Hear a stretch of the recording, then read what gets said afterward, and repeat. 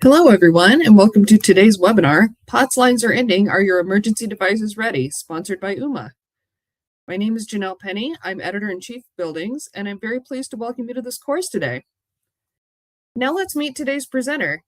David Beagle is the Senior Manager of Strategic Sales at Ooma, where he leads the development of flexible go-to-market programs for partners. With over 20 years of experience solving communications pain points for a variety of organizations, David is skilled at identifying practical solutions. As a sales leader at Ooma, he is adept at providing insights on how POTS replacement solutions can deliver cost savings while also addressing compliance concerns. And with that, I'll turn this over to David. Welcome. Thank you, Janelle, and appreciate everybody taking the time today to hopefully learn a few things that be helpful for them. My name is Dave Beagle. I've been with Ooma for a little over 6 years. Just a little background on Ooma.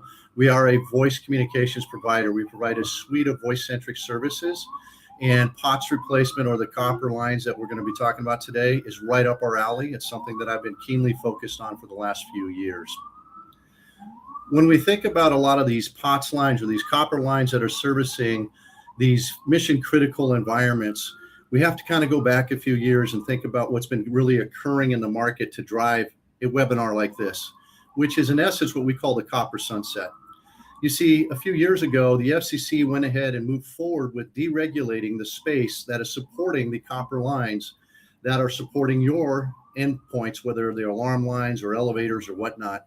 And we saw an opportunity to jump in the space and actually provide a solution that addresses what was historically some really huge challenges when it came to copper lines. And we're going to dig into that a little bit. But, one of the drivers with this copper sunset is you might be starting to see notices or information about, hey, these copper lines might be shut down. And that's a byproduct of this FCC deregulation. And when we think about the incumbents, the AT&Ts of the world, the Verizons, CenturyLink or whatnot, all of them have been supporting these copper lines for many years, for decades actually, and it has been costly to maintain that infrastructure. I'll use a couple of use cases here as an example to paint this picture.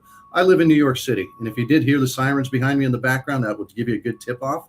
But in New York City, during Superstorm Sandy, this is about 10 years ago, Lower Manhattan was flooded with water, and all the copper plants, all that infrastructure was saturated, and that copper took many months for it to be brought back up.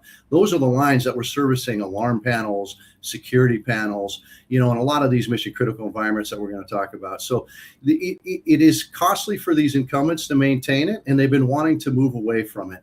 Not only has it been costly to maintain, it's actually taken them quite a while to repair if there's an actual issue. And there are new technologies that are out there that address a lot of these shortfalls. And you've probably already been starting to see some of these from different angles or different providers or different solutions.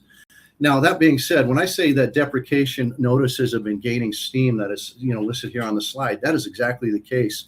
The slide prior at the very top said AT&T is going to be deprecating these lines by 2029. That's a fact. That's a statement AT&T made in their investment call last fall, where they want to shutter all the copper lines by the end of 2029. So we're roughly about 4 years out. Seems like we have a lot of time. We really don't, and because the other companies are also jumping on this. And to further highlight this is really what's been happening. If you go back 20 years ago, there were over 170 million lines out there. And over time, as people have moved their voice services to the cloud, we saw these lines kind of coming down. But as people moved to the cloud, there were always that element of lines that you needed to stay on copper. Again, back to the mission critical environments, right? Where cloud just didn't make sense at the time. What we're seeing now is that there's about, and I think this is conservative, roughly 10 million lines that are still in play in all businesses.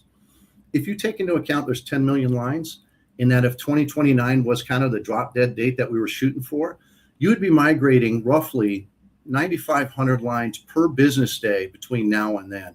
That's quite an uplift for every provider to try to address. More importantly, as a end user, as a customer, you don't want to be waiting till the last minute to find the resources to implement or migrate to a different solution. So I think it's apropos that we're having these conversations now. And this is kind of, again, it just reiterates what I'm saying, is that the rate of decommissioning is accelerating. This is what we're forecasting based upon the market conditions that we're seeing. We're seeing it going up and to the right, meaning how much is this going to, decommission? And by 2029, we expect it's going to be fully decommissioned at that point. Now, where is this happening? It's happening everywhere. If it hasn't happened to you yet, there are certain conditions that or certain elements that we're going to talk about that you're still going to want to be informed about. But it is happening across the country. When I did a similar presentation about a year and a half ago, it was probably about 35 to 40 states. Now it's all states. We've seen it across the board. AT&T, back to AT&T for a moment. They actually announced as of October 15th of last year, 2024 or 2025, that they were no longer going to support any move ads and changes to their copper infrastructure. In the beginning of this year, and this was in 20 states, in the beginning of this year, they moved forward and actually petitioned the FCC or notified the FCC. Their plan was to actually shutter those wireline centers that they had previously announced no move ads and changes to. They were going to shutter those lines down by November of 2026. That's this year. So we're talking about, 10 months from now. And so there is this momentum that is absolutely happening, and it is happening everywhere. I had to put this in here. It's a little tongue in cheek, but it's the reality. AT&T estimates the copper lines that are in the ground today are worth $7 billion. So copper theft is a real thing. And maybe you haven't experienced, I hope you haven't.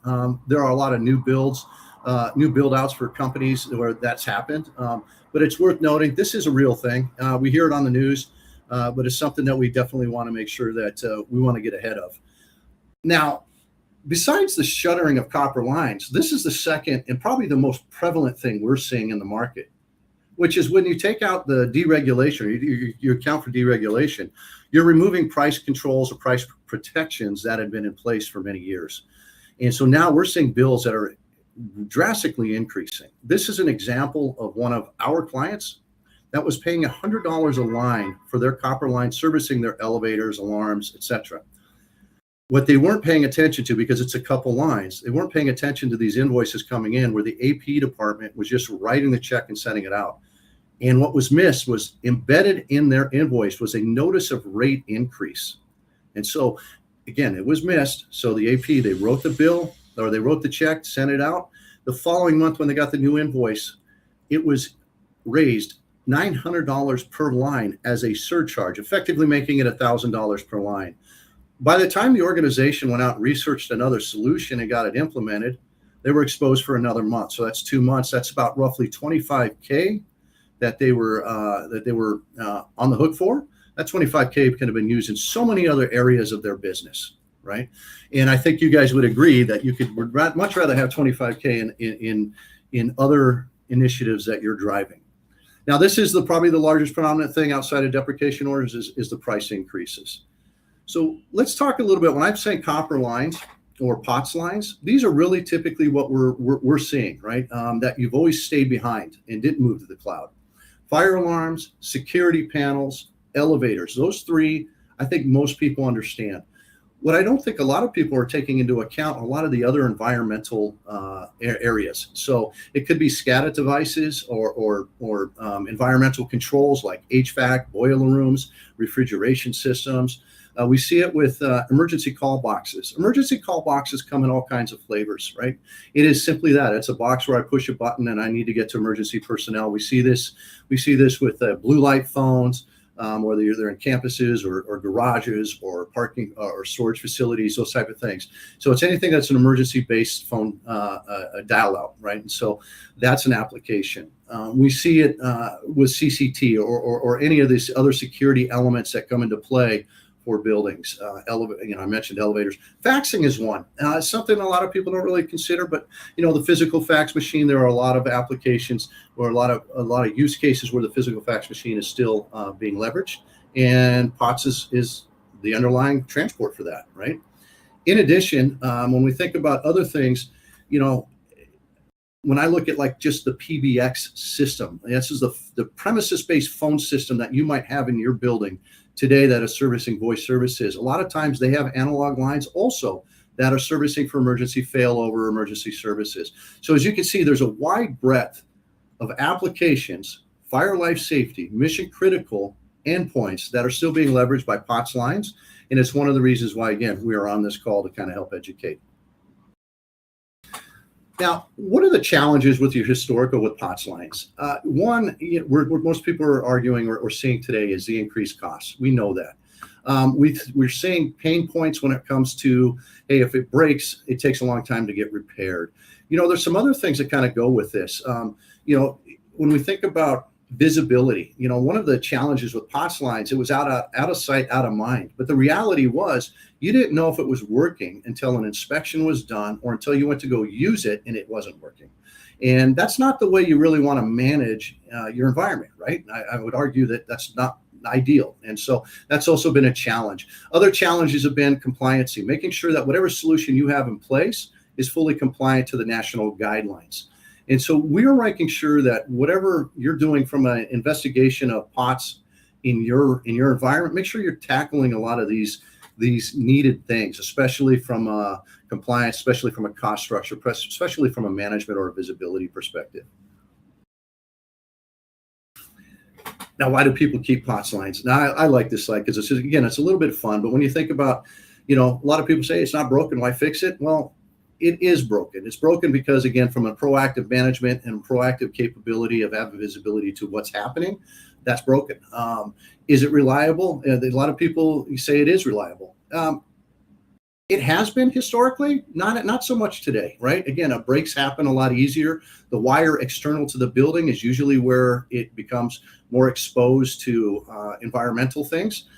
Inside your building, I'm sure your wiring is fine, but external to it, that's where a lot of these issues are. It's not always the most reliable. And again, back to visibility. If you don't know if it's working or not until you actually need it, or somebody communicates to you that, hey, the line's not working, maybe from your alarm panel or your alarm monitoring company. Compliance will suffer. Not at all. There's some key things with POTS that we know. The POTS lines was servicing power from the central office, and you were getting power to these things. A lot of solutions that are out there today, including ours, supports power. It supports power continuity, and we'll hit on that a little bit. Voice quality will suffer. Not in today's network environment and through the different solutions. Obviously the price points and the expensiveness. We see companies today saving millions of dollars over a contract term over what they would be exposed to with the current incumbent that they may have been with. And so it's definitely worth taking a look at. Copper lines are here to stay. No, not really. We can argue when they're going to be completely shuttered. I'm going with the 2030 kind of date because of AT&T's announcement of 2029. And again, I'm thinking Verizon, I'm thinking CenturyLink, I'm thinking of all of these others, Windstream. They all have a movement to get off of them, but it's going to take a little bit of time. Get ahead of it. So what are your options? Well, you can stay with what you have today until you need to move, and that certainly works for some folks. Again, I would say that that's a for now feeling, right? You eventually at some point you're going to, so it's better to do the investigation and research today of what's available, and so that if you are ready to move and forward and replace those copper lines, you already know which way you're going and feel comfortable with that. You can, of course, rip and replace everything. Rip and replace, when I say that, alarm panels, you might have to rip and replace if you want to go purely off of POTS into some other form of like a cellular communicator, or you can rip and replace other things that might be more IP centric or IP based, or you can find a POTS replacement solution which treats the POTS line as a POTS line and in many ways mimics all of the things that you had with that POTS line, so that you can repurpose a lot of that maybe aging infrastructure, right? We see alarm panels and security panels coming from, the 80s and 90s and whatnot. And, of course, nobody wants to just uplift, rip out everything and replace it. So that's another thing. Now, there are all kinds of solutions out there. So while I might be with Ooma, this webinar is meant to be a little bit more educational. So I will highlight some of what we do.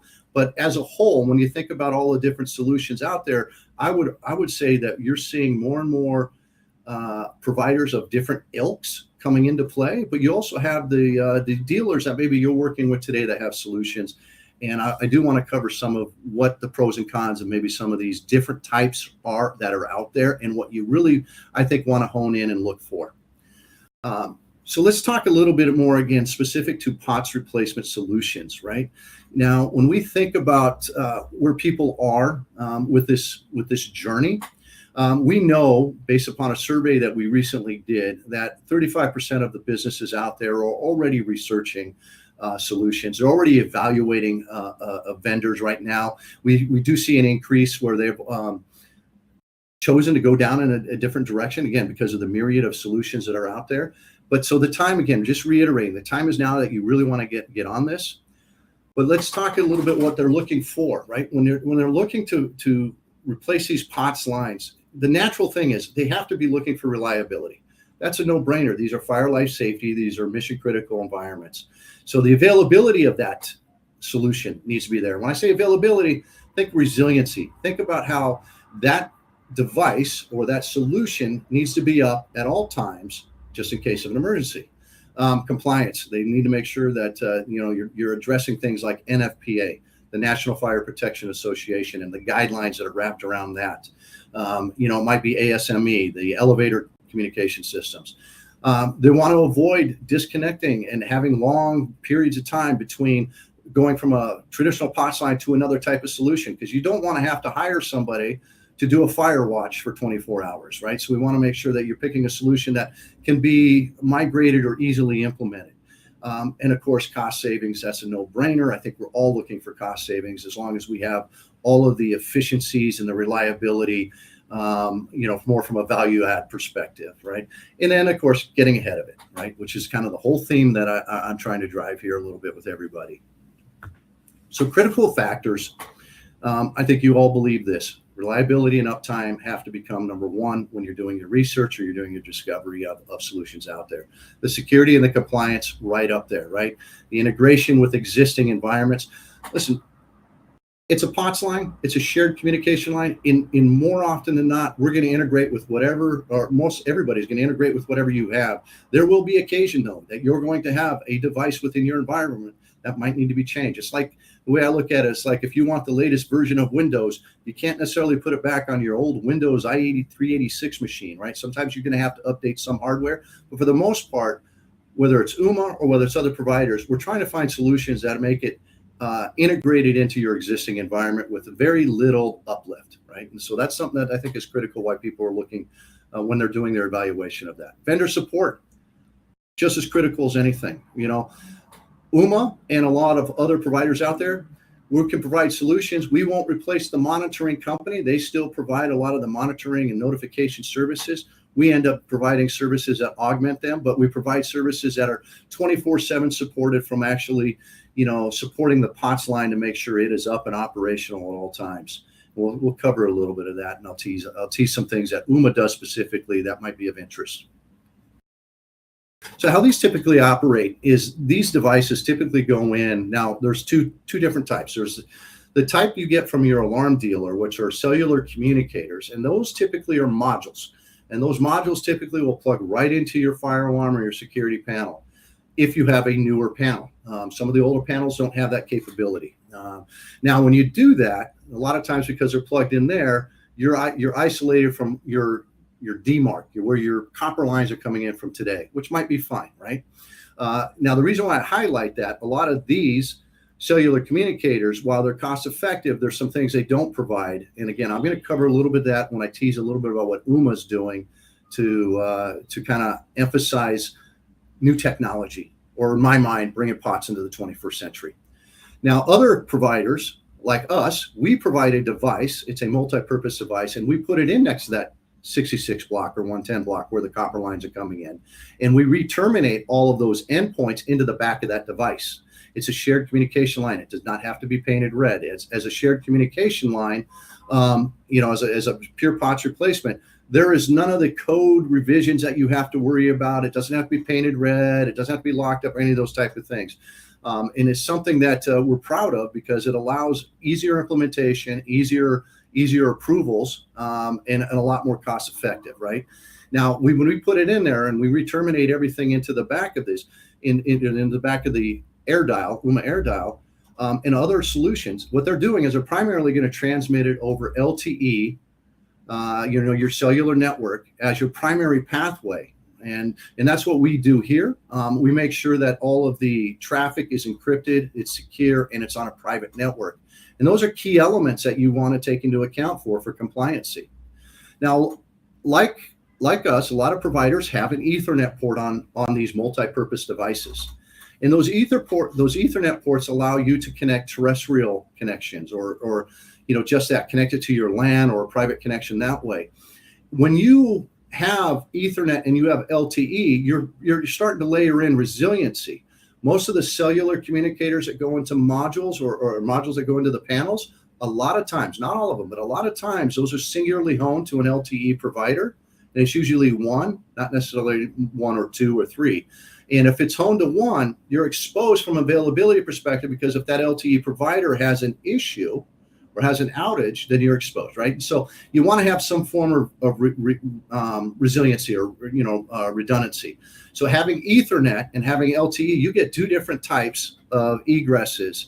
And a lot of folks, they present this in a failover fashion. And there are some that actually do SD-WAN type solutions. We at Ooma, we have a patented solution where we do what's called multipath. We duplicate every voice packet. We send it over the LTE and the Ethernet simultaneously. And this way, if you had an emergency call up, and here's the way I like to paint the picture. You're stuck in the elevator. You press the emergency button. You're on with emergency services, and all of a sudden, something happens to one of the routes. Rather than that call tearing down and having to reinitiate and possibly getting to different emergency personnel, it stays up on the other path. So it's fail safe versus fail over. And this is something I would argue that anybody who's managing buildings with a lot of fire life safety environments, you'd want this type of thing. You'd want to take that into account. So I highlight that because, again, we're talking about newer technologies that are replacing traditional old copper lines, right? So bringing POTS into that 21st century. And of course, it has to address the compliance needs, as I mentioned. I can't speak to every provider out there, but I can speak to us. We are NFPA 72 approved. So when we think about how the fire panels need to communicate to the monitoring stations, we need to address things like power continuity. So it has to have an embedded battery. And depending on what municipality you live in, that has to be at a minimum 8 hours. In some, it's 24. So we have to make sure we check the boxes.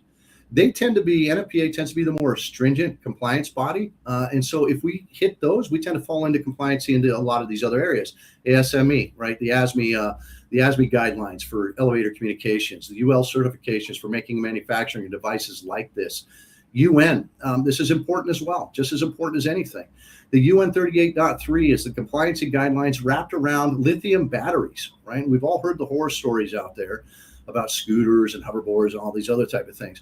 We have to make sure this battery is manufactured, operates in a safe manner, right? So we have to check that box as well.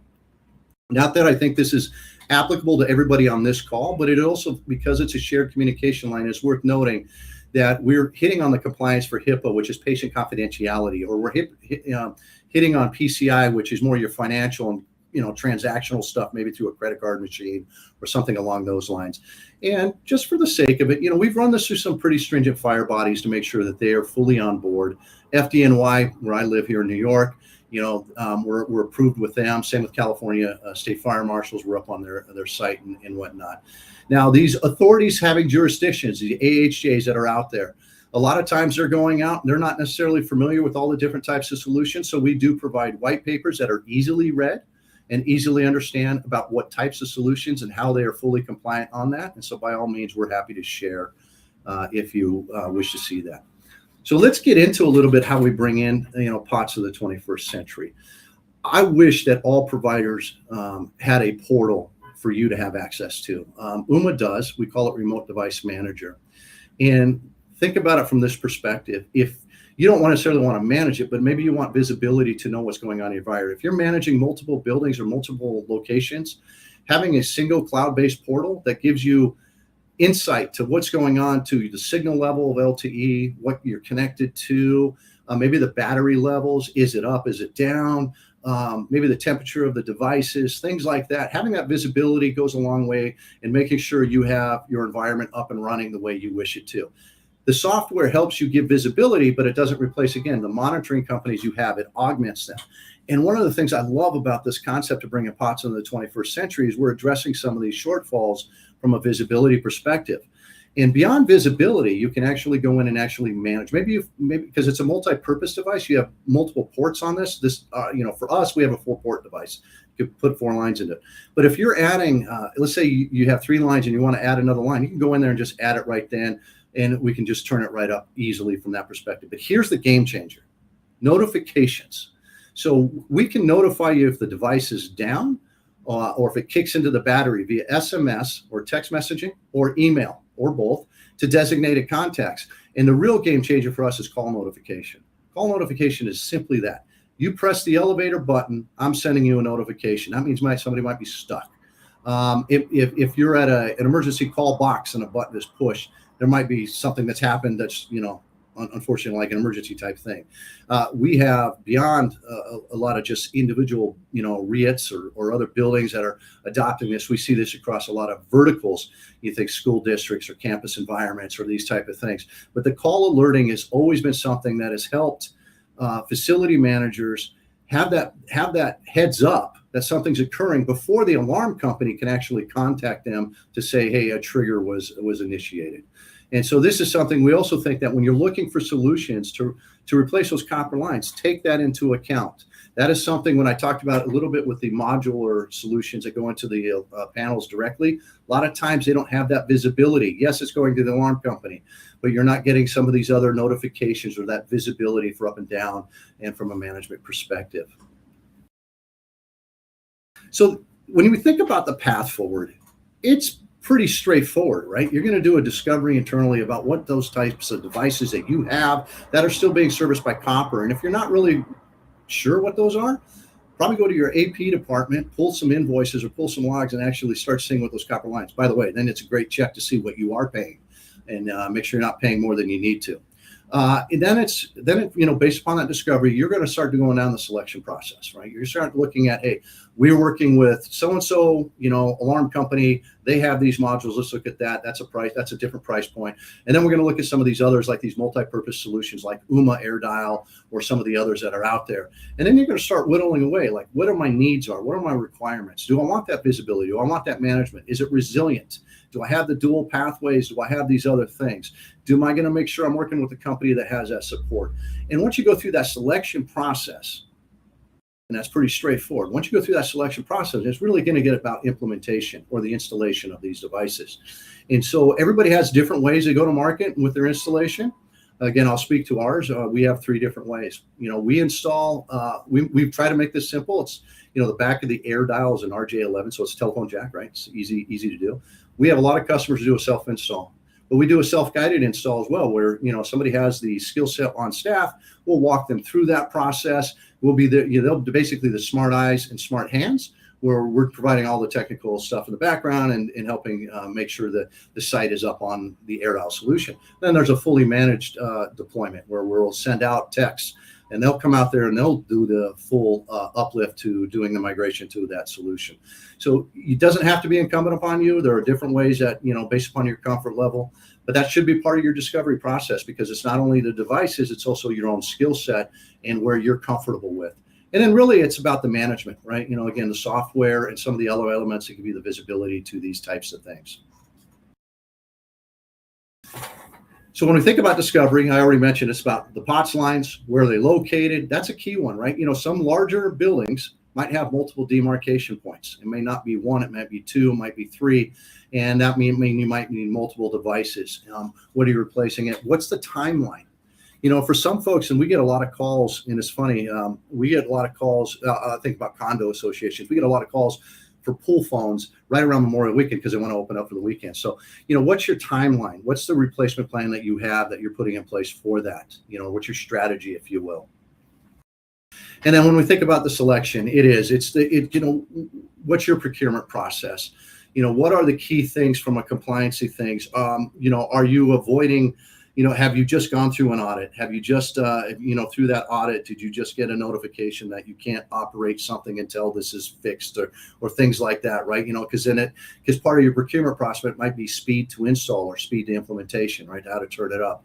A lot of these lines, and it's worth noting is from an LNP or from a porting of the existing number process, You don't always have to port numbers because a lot of times these are not published, but maybe if you do, that might be something you have to take into account too. What's the timeline for that? Reputation and support. Ooma, we're a publicly traded company. I think that's important because if it's a publicly traded company, we get the oversight and compliancy and regulatory oversight that's placed on us as that type of organization. And a lot of times as you're doing your selection, understand, do they have that? Do they have the economic or the financial wherewithal to be around in years down the road? And of course, some of the other things that give you that transparent and kind of a comfort in knowing you're moving forward. So when we think about the installation, and I love this. This is a picture of AirDial. This is a real one that's hung up on a wall. But you're placing it next to the 66 block or wherever it may be, wherever that equipment room is, mounting it. We're gonna, a lot of folks do this, but we're gonna go ahead and we're gonna pre-provision everything with temporary numbers so that when you install it, you test everything and the environment's good. You don't have to bring anything down yet, and you can make sure everything's good and operational before you do a cutover from that. That helps avoid a lot of the downtime, and that's part of the kind of the testing thing. I will, since the slide is here, I will make note. If you look at the device that we have, there's a little LCD screen on it.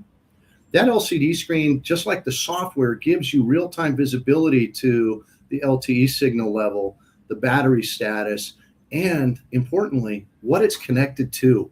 If you guys are managing copper lines today, you know that if you've gone to the telco closet, a lot of those labels that were originally there years ago are long gone. You don't really know what's connected to what. Well, now you can label it so you know that maybe the port 1 is elevator, port 2 is security. And that's great for localized management to have that quick visibility there. Again, you have the software, it'll give you all of that same and even a little bit more. But it's worth noting from that perspective. So what is the easiest path to POTS replacement? Short answer, Ooma. No, I'm kidding. This is not meant to be a sales pitch. It's meant to be more educational. But listen, what you are looking for is you are looking for solutions that, address your environmental needs. When I think about modular solutions, there tend to be singular one-to-one. So one module for an elevator, one module for security panel, one module for a fire alarm. And it might be cost efficient and economical from that perspective. But if you have multiple carriers or multiple bills or multiple management functions that you have to do, then the cost becomes a little bit less relevant and more back to management conundrums, right? What's connected to what? How am I managing these things? All-in-one solutions or multi-purpose devices, whether it's an Ooma or another provider, they provide a lot of benefit in the fact that you can mix and match what you're connected to. So, good example. A device can have one fire alarm, it could have an elevator, it could have a fax machine, it could have 2 elevators, whatever it may be. You can mix and match, and that gives you the kind of the scalable economics where you're bringing them all in, get better tier pricing, but again, you have a single management structure, a single billing structure. Ooma, we put this up there, but it is worth noting when you're doing your discovery, ask them what awards have they won. I say this because we won 2 out of the last 3 years an ELLI, that's Elevator World's Award for Best Communication System for Elevators. We won a Facilities Net Award for Best Safety Device for Class A buildings. So these are things that go a long way beyond just the telco or telecommunication, awards and whatnot. This is more industry specific, more really, I think, down your guys' alley, right? What is important to you. And so you want to ask those questions from that perspective. We also, just worth noting, we did get a Frost & Sullivan Award for best practices when it comes to POTS replacement. And that was a lot of information in a very short order. I'm like most of you. I don't like a lot, of too many slides or spending so much time that we're just, getting a little boring. So hopefully this was a really educational and painted a good picture. I'm happy to answer any questions that we may have. And so Janelle, I'm going to turn it back over to you and I'll answer what I can. Great. Thank you so much. And thank you for that informative presentation. As you mentioned, we'll now begin our question and answer session. And I see that we have some questions already. So let's get started. The first question from a viewer is, did the FCC grant that request to retire these copper lines earlier than 2029? Yes, actually, they granted this. They effectively granted it August 2nd, 2022, and that's when they deregulated, and that's when they allowed the carriers to start petitioning for shutting these lines down. Now, there's different areas that these notices are done. Like I'll look at California, for example. They have what's called the carrier of last resort. These are the incumbents have to provide copper lines for emergency services or whatnot, and they've already petitioned to be removed from that. That was denied only because they're trying to still find other solutions. But when it comes to the copper lines for a lot of these environments, they are fast tracking it. In fact, with the new government personnel, like within the FCC, they've actually started to fast track some of this, where they're allowing this to happen a little bit more aggressively than what most folks were anticipating or what they were thinking. Right? We know that this is again uptick and is increasing in momentum. The next question is this product UL listed for fire communications? And if so, is it stamped with the UL approval? We have UL certification. It is set up as a fire life. It is set up as a shared communication line. The misnomer is a fire communicator or a cellular communicator. The cellular communicators, as such, do need to have. Sometimes they need to be painted red. They do need, if they're plugged in there and if they're next to the panel, they might have to have some code revision. Because this is truly a shared communication line, the key element to all of this is making sure it's on an MFEN network or managed facilities voice network. That way it's private, it's secure, and encrypted. Again, the white papers that I mentioned at the top, they address a lot of those concerns because, a lot of these AHJs, authorities having jurisdiction, that's exactly what they do. They go out, they do the inspection. If they're not familiar with the technologies that are out there, the easy answer is, hey, that's not painted red, it's rejected. Not the case. In fact, I actually personally attend the NFPA conference every year where we help educate those AHJs on these type of solutions. And I flat out ask them, would you approve this? And the answer I get is yes. In fact, one of the things I learned is one of the things they look at is, do you have a locking power cord on the device so it just can't be unplugged? And so this is kind of it's a bi-directional educational thing, but hopefully I answered that question. Well, speaking of educating AHJs, the next question is about that. Are AHJs and inspectors aware of the POTS lines ending? Because in the city I live in, the electrical inspector didn't let us use fiber for the fire alarm system, and it needed to be copper. A lot of them are not aware.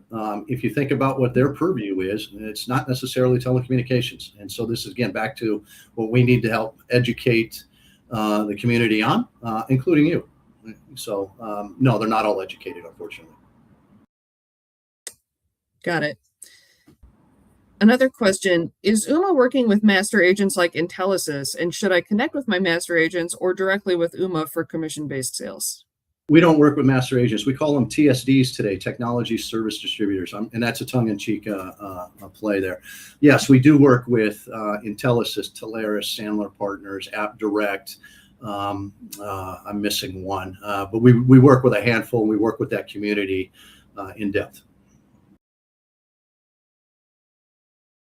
This next viewer would like to know, is specifically referring to the ultimate and high availability slide showing the connectivity. Can a POTS style splitter be used to funnel multiple analog devices into the AirDial so that it can handle, say, 2 or 3 devices as a line connection to use the service? We do not support that from our perspective. And while technically you could put a splitter on there, we won't support it from a compliance perspective, and nor will we support it from a liability perspective. This next viewer wants to know if AirDial can. Sorry, go ahead. I was going to say, it is worth noting that we manufacture AirDial, and when we built it specifically for fire, life safety, mission critical environments. It is not meant to be a replacement of voice services, or when I think phone services or other types of things like that. We have other solutions for that, and so do a lot of other providers, but specifically, that's why I answer the way I did. This next viewer wants to know if AirDial can support dual SIMs. We actually, the device has 2 SIMs in the device itself. When we standard deploy, we deploy with SIM 1 as like T-Mobile because it has the highest propagation on a 4G LTE network. And then the second SIM is a multi-carrier SIM that allows us to change to a different carrier if need be. I do want to address resiliency and reliability on this aspect. A lot of people talk about dual SIM. Dual SIM is great, right? You got two different SIM cards. Not all the devices have dual modem where they can run simultaneously. In fact, most do not. So you would have to do a full failover and activation from one SIM to another, and that takes a little bit of time. The other thing I would caution on dual SIM is even if you have dual SIM, if the tower is the thing that's having the issue, you could be affecting both or multiple of those LTE providers because a lot of times they lease and share those towers. I do think the most resilient solution and the best practice is to leverage LTE in wireline wherever you can, because again, they're two completely different topologies or technologies. This next question is application specific. What if your current POTS panels are in the basement or an elevator closet and they don't have good cell phone reception? And which cellular carriers does the AirDial support? Yeah, great question. So let me talk about the carriers first, right? So we support T-Mobile, AT&T, Verizon, US Cellular in the United States. In Canada, we support Bell and Rogers, okay? So we have carrier diversity. So that's one way we address signal, the signal conundrum, as I call it, right? Everybody's concerned about obtaining signal because it is in these basements. So we have the carrier diversity to get it. There's a couple other things that we've done on our end. We have antenna options. So we have higher gained antennas. We have antenna extensions where we can extend those antennas out. We actually have external or exterior antenna kits that can go outside the building. Frankly, if you think about the wiring, internal is most of the time still good. We can repurpose that wiring in the riser to put the AirDial somewhere else if need be. We have well over a 90% success rate in obtaining signal through any of our various methods. Also, this kind of a little nuanced thing, we manufacture the device, so we've optimized the chipset on that device more for signal than overall throughput. If you think about your cell phone, you're trying to always find the balance of throughput and signal. For us, it's all about signal. If we get 2 bars or 2 stars on the device, we're fully operational. Great. What happens in the case of a power outage? Well, that's why power continuity becomes so critical. So, these devices need to have batteries that enable it to operate at a minimum 8 hours, again, depending on where you are. Most are moving up to 24 hours. And so if you do lose power, the device will stay up. It'll continue to support your end devices. Like with AirDial, as I mentioned, with Remote Device Manager, you can set up alerts so that when that happens or when that occurs, you can get notified. And that's the good tip that, hey, maybe you're having a power outage. Great. The next question is, who does the install for your solution?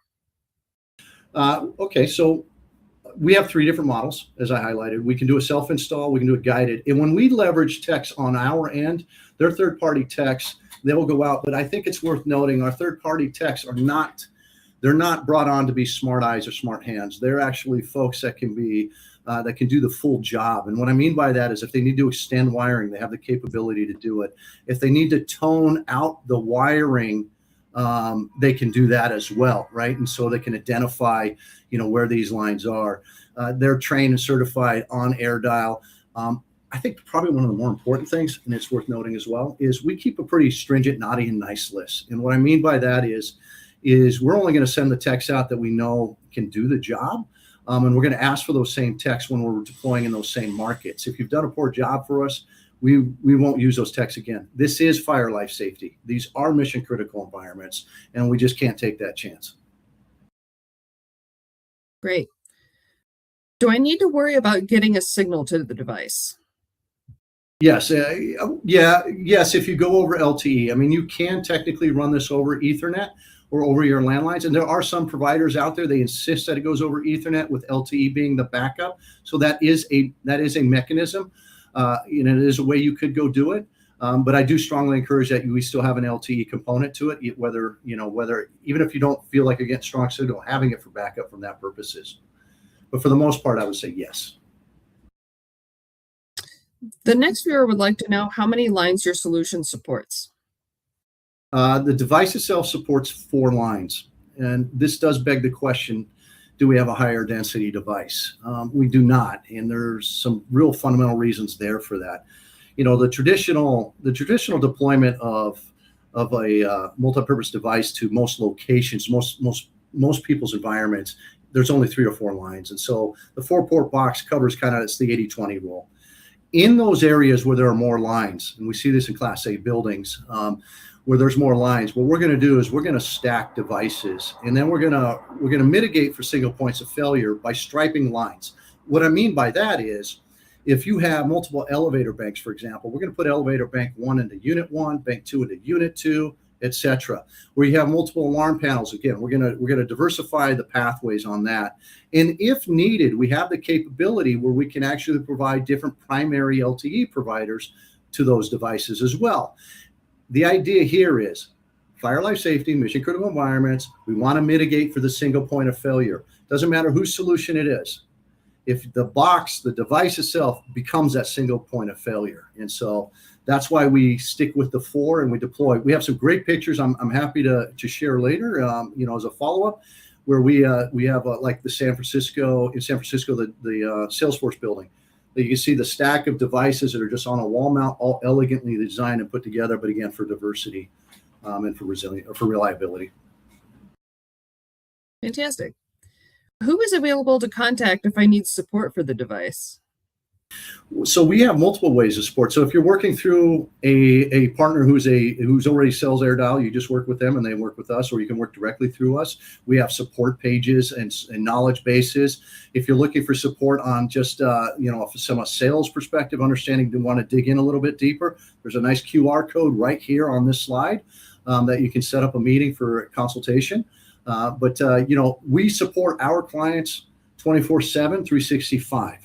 It's a separate support line than our voice services. So when you think about cloud voice or, like UCaaS or SIP trunks, all that, it's a separate line dedicated more for the POTS replacement solution.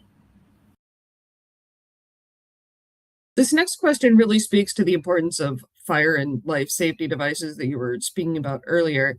How reliable is Ooma AirDial when compared to the POTS lines themselves? Well, I like to think it's more reliable in the standpoint that you now know if it's down or up. The POTS line is kind of a myth in the standpoint it's the most reliable thing because most people didn't know if it was actually down. We have plenty of stories of people who have been contacted at 3 o'clock in the morning, 4 o'clock in the morning because the alarm company was no longer receiving signal, right? So from that standpoint, I do think it's more reliable. I think when you add in the dual paths, right, the multi-path transport, definitely more resilient because now you have 2 pathways that you don't have to flip between. They're already going. And from that perspective, the device itself, as I just highlighted, is a single point of failure. We have a history of manufacturing devices, and we have a very successful track record for these type of things. Our failure rate is extremely low.